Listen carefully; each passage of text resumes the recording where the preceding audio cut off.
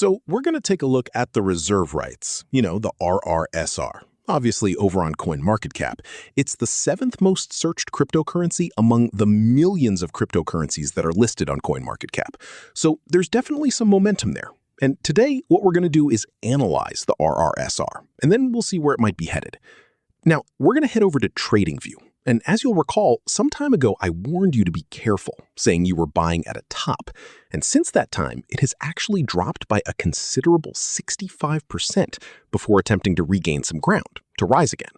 And the thing is, you always need to be buying when the price is going up, people. You definitely shouldn't be buying when it's going down, because you could potentially lose as much as 65%.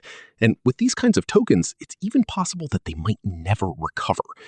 The reserve rights, they will likely come back because there's a substantial market cap associated with it, and it has a genuine, well-established history as a token. But still, one must exercise caution. It's far preferable to buy at the lower levels and as the price is climbing. Those individuals who are advising you to buy while the price is declining, well, those are people who probably aren't really experienced traders. And we have a defined objective here for trading, a clear objective for our trading strategy. So today, we're going to do a thorough analysis. We'll examine where we might be able to enter a trade and also where we expect the price to go. Therefore, we'll analyze the token, and we can observe that there was a significant downward movement, followed by a correction and a bullish reversal pattern started to form. And then we saw a breakout. We broke through the upper boundary of the channel with a strong upward thrust,